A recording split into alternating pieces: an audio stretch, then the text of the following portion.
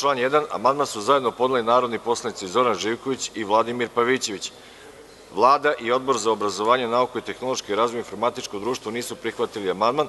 Odbor za ustavna pitanja i zakonodavstvo smatra da je amandman u skladu sa Ustavom i pravnim sistemom Republike Srbije. Da li neko želi reč? Reč ima narodni poslanik dr Vladimir Pavićević. Izvolite. Dame i gospodo narodni poslanici, poštovani predsedavajući gospodine Arsiću, poštovani ministre i gosti, Zoran Živković i ja podneli smo amandman na član 1. Predloga zakona o izmenama i dopunama Zakona o visokom obrazovanju, kojim tražimo da se u sistem visokog obrazovanja u Srbiji uvede princip akademske čestitosti.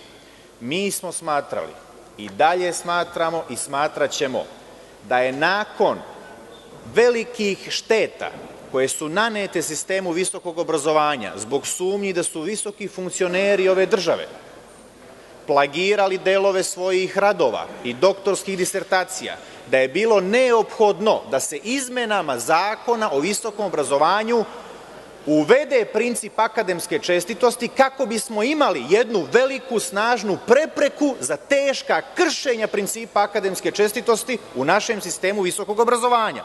Vlada Srbije, poštovani narodni poslanici, odbila je ovaj naš predlog uz sledeće obrazloženje, da se amandman ne prihvata iz tehničkih razloga, jer smatraju da bi bilo neophodno da se menja član 4, kako bismo u članu 4 imali princip akademske čestitosti.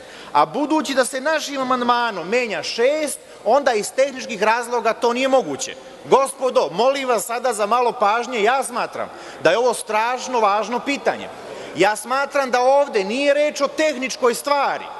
Smatram da je ovim obrazloženjem ministar Verbić najpre saopštio da je sam pogrešio kada nije poslao u Skupštinu predlog zakona kojim se menja član 4 Zakona o visokom obrazovanju, a kada smo mu mi pomogli da ispravi tu svoju prvu grešku, on je nastavio da greši tako što u članu 6 jeste sada izbegao da prihvati jednu formulaciju kojom se nadomeštava ova greška koju je prethodno uradio.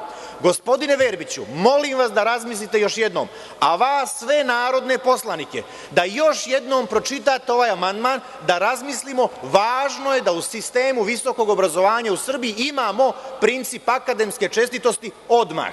Hvala vam.